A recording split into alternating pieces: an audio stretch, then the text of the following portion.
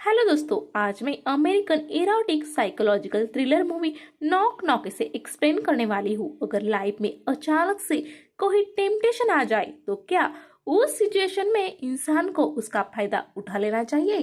अगर आपका जवाब हाँ है तो आई एम श्योर कि आज का ये वीडियो देखने के बाद आपका ओपिनियन जरूर बदल जाएगा। डिटेल एक्सप्लेन शुरू करने से पहले अगर आप मेरे चैनल पे नए हो तो प्लीज सब्सक्राइब कर मुझे सपोर्ट करें। साथ ही आपका feedback, suggestion, movie request comment box के जरिए मुझ तक जरूर पहुंचाए। तो चलिए अब बढ़ते हैं आगे। स्टोरी की शुरुआत एक हैप्पी फैमिली के घर पर होती है। इवान पेशे से आर्किटेक्ट होता है तो उसकी वाइफ कैरेन एक मूर्तियां बनाने वाली आर्टिस्ट होती है। इस कपल को जेक और लिसा ये दो किड्स होते हैं। अपकमिंग वीकेंड पर फादर्स डे सेलिब्रेट करने वो एक फॉरेस्ट के बीम पर जाने वाले होते हैं, मगर कंस्ट्रक्शन साइट पर इवान के राइट शोल्डर में मार लग जाता है। साथ ही उसे कोई ड्राइंग भी जल्दी कंप्लीट करनी होती है। इन वजहों से वो अपने फैमिली को ही फादर्स डे एंजॉय करने फॉरेस्ट भेज देता है। उसके बच्चे अपने डैडी के बिना ही नाखुश होकर वहां से चले जाते हैं। उनके जाने के बाद इवान अपने पर्सनल काम निपटा कर ड्राइंग बनाने लगता है। उसी रात वहां एक बड़ा रेन स्टॉर्म आ जाता है, जिसके कुछ वक्त बाद डोरबेल बजती है। कौन आया होगा इस सोचकर जब इवान डोर ओपन करता है तब उसे सामने बारिश में भीगी दो यंग हॉट लड़कियां खड़ी दिखती है। और लड़कियां उसे बताती है कि हमारा नाम बेल और जेनेसिस है, हम एक पार्टी लोकेशन जा रहे थे मगर रेन स्टॉर्म की वजह से रास्ता भटक गए हैं। फोन की बैटरीज भी उतर गई है, जिस वजह से हम जीपीएस की हेल्प भी नहीं ले पा रहे। क्या आप हमारी कुछ मदद करोगे? उन लड़कियों को भीगा देख इवान उनको अंदर आने कहता है। फिर वो उनको हॉट वाटर देकर उनसे उस पार्टी लोकेशन के बारे में पूछता है। वो लोकेशन उस जगह से 1 घंटा दूर होता है। वहां जाने के लिए उन लड़कियों की रिक्वेस्ट से वो एक कैब बुक करता है जो करीब 45 मिनट्स में आने वाली होती है। इतना लंबा वेट टाइम देख इवान एक जेंटलमैन की तरह उन लड़कियों को अपने घर के टॉवल्स देकर फ्रेश होने बोलता है। साथ ही वो ड्रायर में उनके कपड़े सुखाने डाल देता है। जब वो गर्ल्स फ्रेश होकर बाहर आती है तब तक इवान ने उनके लिए कॉफी भी बनाई होती है।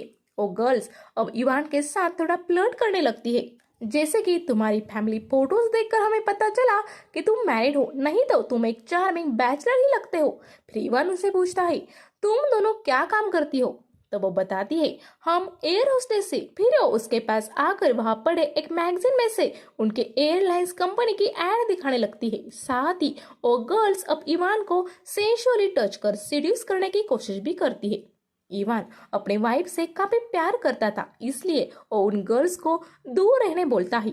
इसी बीच कैब का वेटिंग टाइम 25 मिनट्स दिखा रहा होता है। वो गर्ल्स अब बात बात पर इवान के पास आने की कोशिश कर रही होती है।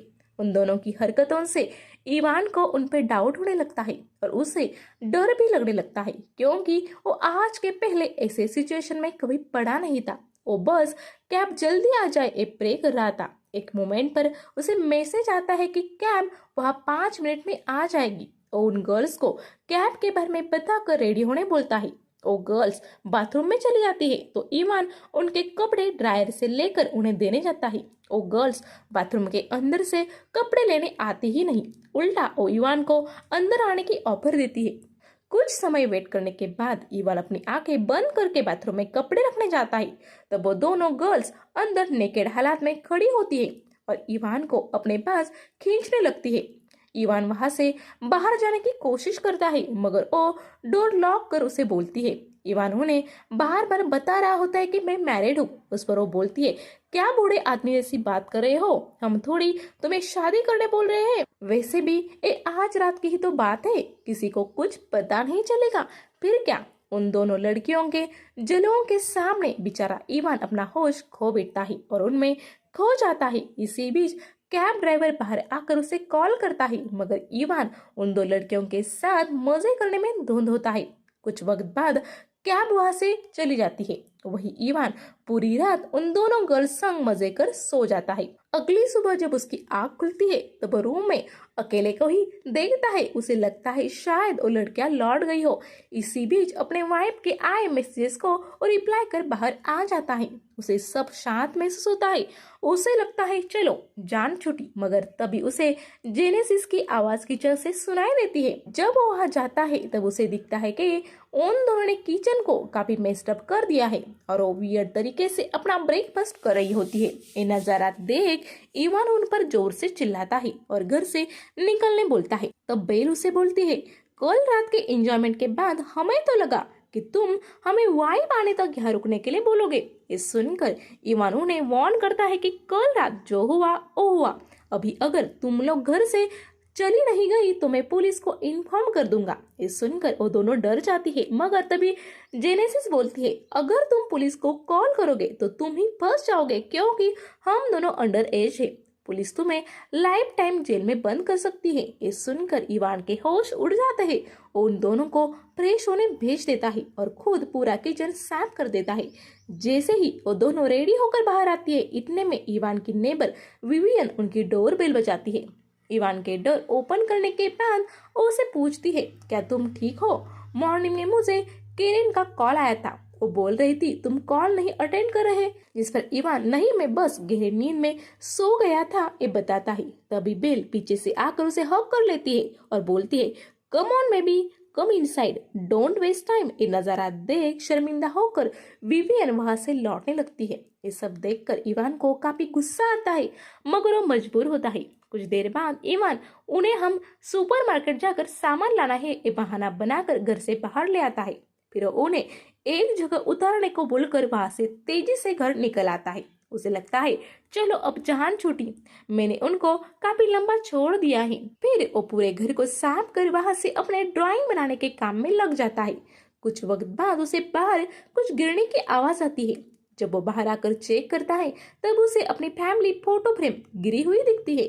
वो वैसे ही उसे उठाने के लिए झुकता है, तभी पीछे से जेनेसिस उसके सर पे फायर एक्सटिंग्विशर से वार कर उसे बेहोश कर देती है। कुछ घंटों बाद जब इवान को होश आता है तो वो बेडरूम में अपने आप को बंधी हुई हालत में पाता है। वो दोनों लड़कियां कुछ वियर्ड सा मेकअप करके कोई रोल प्ले करने लगती है, जिसमें जेनेसिस मम्मी बनी होती है तो बेल एक स्कूल गोइंग गर्ल। फिर जब वो देखते हैं कि इवान को होश आ गया है तब बेल उसके संग इंटीमेट होने की इच्छा बोलती है। जब इवान मना कर देता है तब जेनेसिस उसे डांटने लगती है कि मेरी बेटी की विश पूरी करो, वरना मुझसे बुरा कोई नहीं होगा। जब इवान काफी गुस्सा होकर उन दोनों पर चिल्लाने लगता है तब जेनेसिस उसे बोलती है, अगर तुमने बेल की बात नहीं सुनी तो हम तुम्हारे कपड़े उतार कर तुम्हारी नेकेड फोटो सोशल अकाउंट पर शेयर कर देंगे। ये सुनकर जब इवान कोई रिस्पॉन्स नहीं देता तब उसके कपड़े उतारना शुरू कर देती है, जिस वजह से डरकर इवान ना चाहते हुए भी बेल संग बंदी हालत में इंटीमेट होने राजी हो जाता है। इसी बीच जेनेसिस चुपके से मोबाइल रिकॉर्डिंग ऑन करके फोन वहां रख देती है और खुद कुछ खाने किचन चली जाती है। एक वक्त इवान काफी जोर लगाकर अपने बंदे हाथ की रस्सी तोड़ देता है। फिर वो बेल को धक्का देकर नीचे गिरा देता है और जेनेसिस को ढूंढने के लिए किचन में चला जाता है। जेनेसिस को जब वो मारने लगता है तब वो उसके राइट हैंड में ही फोर घुसाकर उसे घायल कर देती है। इवान को उसी हाथ पर चोट भी लगी हुई थी, जिस वजह से उसे काफी दर्द होता है। इसी बीच डोरबेल बजती है। ये दोनों गर्ल्स डर कर इवान को वही बांध कर डोर ओपन करने चली जाती है। उन्हें सामने केरेन के आर्ट गैलरी का एक कलीग लुइस आया हुआ दिखता है। वो बताता है कि केरेन ने उसे एक आर्ट पीस घर से लाने के लिए कहा है। फिर वो उसे घर के अंदर आने बोलती है। जब वो इवान के बारे में पूछता है तब वो उसे बताती है कि यहाँ एक चोर आया था, उसी की कंप्लेंट करने और पुलिस स्टेशन गया है। उनका इंट्रोडक्शन पूछने पर वो अपने आप को इवान की कजिन्स बताती है। फिर उस आर्ट पीस को घर में ढूंढने लगते हैं। उसको ढूंढते हुए लुइस को दिखता है कि एक रूम में किसी की दबी हुई आवाज आ रही है और जब उस रूम में झांकता है तब उसे इवान बंधी हुई हालत में दिखता है। उसके पास जाकर उसे छुड़ाने की कोशिश करता है। तब उसे इवान बताता है कि ये दोनों लड़कियां फ्रॉड है और मुझे लूटने आई है। इसी बीच वो लड़कियां उस आर्ट पीस को तोड़ने लगती है, जो सुनकर लुइस बाहर आकर उनको रोकने लगता है। लुइस अस्थमा पेशेंट होता है, जिस वजह से उसे अस्थमा का अटैक आता है। जेनेसिस जानबूझकर उसके इनहेलर संग खेलने लगती है। इसी बीच लुइस चक्कर आकर उसे 8 पीस पर गिर जाता है। उसके सर पर काफी गहरी चोट भी लगती है, जिससे उसकी मौत होती है। ये दो लड़कियां मजे से उसके बॉडी पे कूद रही होती है। ये देख इवान समझ जाता है कि ये लड़कियां साइकोपाथ है और मैं अब काफी बुरी तरीके से इनके चंगुल में फंस गया हूँ। कुछ वक्त बाद वो लड़कियां लुइस के बॉडी को बांधकर उसी के कार में रख देती है। साथ ही ये मर्डर इवान ने किया है ये दिखाने के लिए वो लुइस के मोबाइल से इवान को झूठा मैसेज भेजते हैं कि मेरा केरेन संग अफेयर है और आज मैं तुम्हें मारने आ रहा हूँ। इसके बाद जब वो घर आती है तब उन्हें इवान वहां पर एक टैब से केरेन को मैसेज करते हुए दिखता है। ये देख वो इवान को मारने लगती है। फिर उसके घर के सब चीजों को तोड़ने लगती है। उसके घर के दीवार पर एब्यूसिव बातें लिखना शुरू करती है। इसी बीच उन्हें घर में छुपाई एक गन मिलती है, जिसे लेकर वो इवान को बोलते हैं अब हम चोर पुलिस खेलेंगे। अगर हमने तुम्हें पकड़ लिया तो तुम्हें शूट कर देंगे, जाओ अब भागो।